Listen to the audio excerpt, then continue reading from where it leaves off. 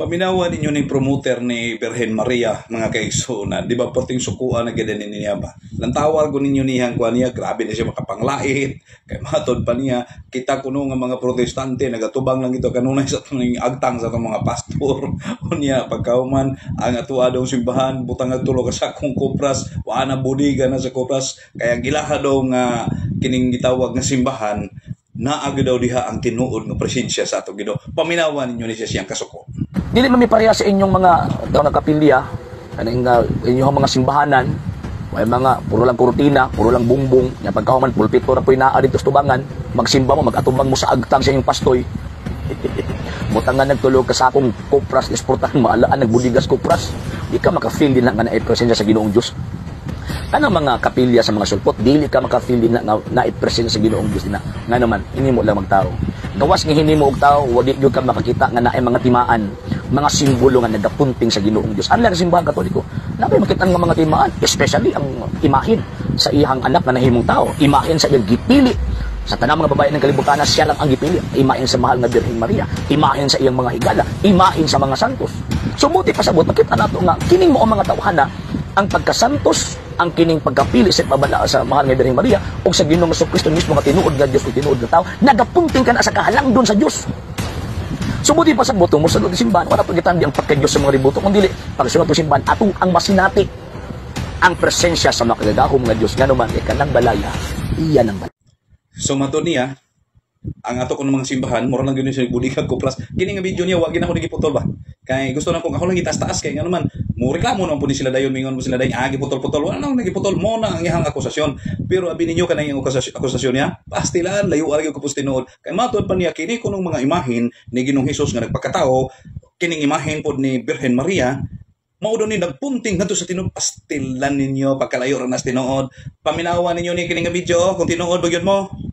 Alam mo ba na hindi ito ang totoong itsura ni Mama Mary? Ayon sa mga eksperto, si Mary, Mother of Jesus, ay hindi mistisa with porcelain skin at blonde hair na lagi nating nakikita. She was a woman of Nazareth, kaya darker ang skin tone niya dahil sa araw-araw niyang trabaho sa ilalim ng araw. Ito pa, kung iniisip mo naka-white dress at veil siya all the time, mali rin. Most likely, tribal patterns ang suot niya. At hindi veil kundi hair wrap or net ang gamit niya sa kanyang ulo. Kaya naman ayon sa mga eksperto, mali yung nakikita natin sa mga statues at paintings. Ikaw, what do you prefer? Yung historical depiction ng Mama Mary o yung sinasabi ng mga eksperto? O niya, simba-simba mo ng Maria, di mo na tinuod niyang picture, di mo na tinuod niyang larawan, nangaunsa naman yung taon mo. Ingon ba mo nga ang mga Diyos-Diyos nagulagway na sa dili tinuod.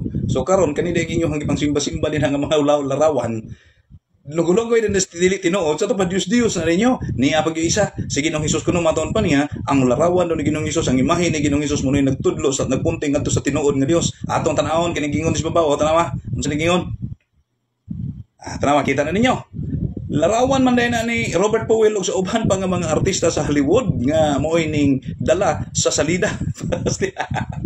Kaluuya gininyo yung taon. No? Unsa naman yung taon mo? Magsige pag mo panaway nga ang simbahan sa mga sulpot, ang simbahan kuno sa mga protestante, butang nagtulo ka sa akong kopras, budigan nas kopras, kanang inyong hakaron, na unsa naman na, budigan naman nas revolto, na, pastila na. Muna nga, nakwartahan ninyo, kanang tigimog revolto din na sa kanto. No, kan taghimo bitong mga revolto nya dahil dadon din sa inyong simbahan, yung bidis-bidisyonan, balaan na dayon pastila.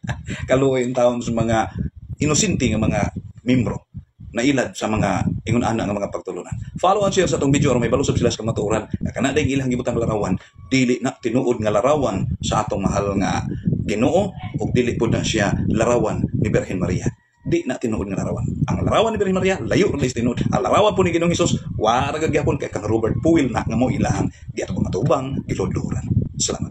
Nagkatawa ko ini nga sulpot ba kay kanang bingon siya nga nasuko ko, siya gud na nasuko iya ra kong gipahid sa ko, makita man nimo siyang dagway ug sa iyang tawag ining aura ba nga ang kasuko sa iyang kasing-kasing gipahid niya sa kuha. Actually, basta mo istorya magug ko, ilabi na og kanang maghimo o magpadayag ko og emphasis o nako ang i-emphasize ang gitawag og punto. Part yun na sa ako ang facial expression nga ingon pa ninyo daw na suko, pero wala hung-hung pa lang na sa gitawag og sa kuha. Ingon pa niya promoter daw ko sa balaang mahal na Birhen. Tama man pod, ngano man kay kung ako ang i-promote ang mahal na Birhen, gi-promote na ko si Ginoong Kristo. Lipay magani ang Kristo nga i-promote ni ang mga apostol, much more og ang iyang inahan, di ba? And according sa balang kasulatan, St. Luke chapter 1 verse 48, from now on, all generations shall call me blessed. So mo ang ginapromote ang mahal nga birhen kay siyempre inahan gud na sa Dios, di ba? Ikaduha nga punto, perting suko agid nila. Kini makaingon ko nga sila na suko. Ngano man kinatandog man sila og sakto. Ingon pa nila ang ingon pa niya nga kuha dong gisulti og iya man giplay nga kining mga kapilya sa mga sulpot daw budigas kupras tinuod masad pud na. Di man jud ka makakita o di man jud ka maka-feel og kini bitaw nga pagkabalaan aning inyong mga kapilya ngano man tungod sa hinungdan nga wa mo gyud makita din na nga mga butang nga naay koneksyon sa Ginoong Dios. Di jud ka makakita even sa mga binuhat nga gitawag og mga balaan, di jud ka makakita sa inyong mga sikta. Muna sa kong giingon, kung butangan nimo nagtulo ka sa kong kupras, maalaan nagbudigas kupras, ay lagumog tawag ining kalain. O kumuingon ko nga, magsimba mo, magatubang mo sa agtang sa pastor, asa man di tinuod di ay, asa man di mo magatubang. Kung dili mo sa bungbong magatubang magyud mo sa kining agtang sa inyong gitawag og pastoy. So, ikalain din na ninyo nga, mo man tinuod. And ang pinagkanindot, kay giangkon niya nga protestante siya. Di ba? Giangkon aning sulpot nato nga Seventh-day Adventist nga protestante. Kami kita nga mga protestante. So, but pasabot, uyon siya nga, dili gyud siya, uwag gyud siya nagikan sa atong Ginoong Hesukristo. So, dinhita sa iyahang mga akusasyon. Tanawar gud na yang ebidensya. Naghatag kuno sa ebidensya nga ang imahen sa mahal nga bir hindi tinuod, pero AI generated video. O niya, ang AI, even gani si Google o even gani ang AI system, naghatag og pahimugat nga dili accurate and dili verified ang mga informations na iyang ihatag. Pwedeng tama, pwede pong mali. O siya mismo pa gani ang AI nag-ingon, nga tawag ining naa si mga i-present nga mga informations nga dili or incorrect or dili factual. And kung mingon mo nga imahen sa mahal nga birhen, one of the oldest or ang pinakakaraan nga imahen sa mahal nga birhen kanang gipintal ni St. Luke. And even ang mga Greek churches, tawag ining naghatag og veneration ana. So buti pasabot ka nang mingon mo nga dili na tinuod nga image, story ra na ninyo. Story in the sense nga wala mo gihatag nga ebidensya, naay opinion mo. Bitaw ang video nga inyo ang gipresent mingon din nga o sa inyong una-una tama ba ni? Tama ba tang budangop ta ani? Sumuti pasabot bisan gani ang imong ebidensya, way klaro ang iyang gipresent nga argumento og information, nangayo pa siya og idea sa mga tawo nagtan-aw sa iyang video. Pagkabut-buton hilig gyud chismis ning mga tawana. Number 2, katong imahen sa ato ang Ginoong Hesukristo, ingon pa niya imahen nitong Robert Powell og kining mga kuan, kining mga artista daw sa Hollywood. So Ginoo ko yung taon. Ano sa man din nataw si Robert Powell? Nataw si Robert Powell niadtong 1944. Yang simbahang Katolika before 1944 na ni mga imahen ni Kristo. And kanang Robert Powell ninyo sagad sa nagportray mahitong ang Ginoong Hesukristo mga protestante nga mga pelikula dili sa Katoliko. Pataka lang. Chismis pa more. Chismis pa. How good? Wala inyong tawag ining ipanghambog inyong rebuttal sa kuang gitog argumento. O kung pasagdan mo, mura mong tinuod gitan ang papaminawon, pero ang tinuod sige no ko in tawor kung ang tawo nga motuon ninyo balingag. Nga naman tanawar ko no. Robert Powell na kuno image ako ni Robert Powell og ganun sa mga Hollywood actors. 1944 pa nahimugso si Robert Powell. O niya ang Hollywood, ano sama siya na-establish? Before 19th century, wala ba ng Hollywood? Naanay imahin si Kristo sa imbahang Katolika.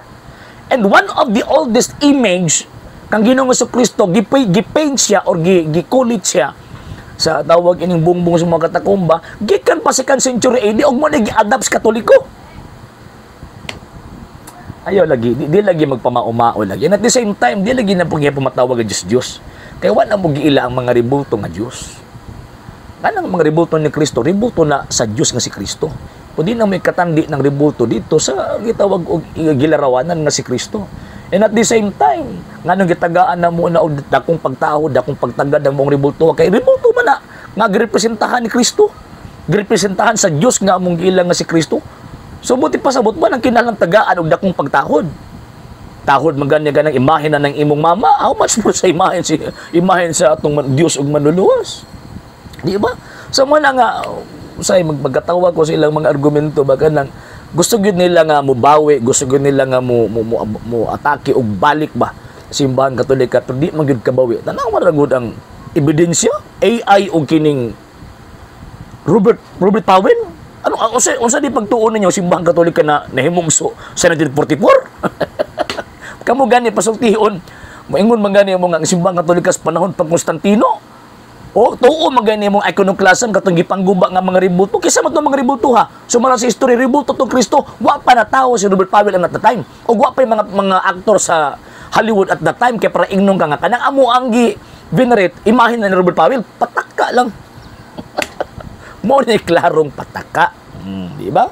Mo ni gitawag og klarong pataka. So manang kung sunod ko aning musunod ta ani kining pangunahon na aning tawhana makita man nimo nga kaligut-gut sa kasing-kasing mga gusto niya mubalos pero di mo kabalos so mga sir mga mama atuan lang giklaro kay mas maayo magudtong ato ang klaruhan ang puntos kay pa di makapangilan ning atong mga amigo mga sulpot. Okay, sa hindi pa po nakapag-follow sa mga pages po natin, i-follow nyo po yung mga pages po natin, RJ Horolanciano II, TV Apolia Punto Argumento page, Kuya Apologies TV page, and RJ's Vlog 2022.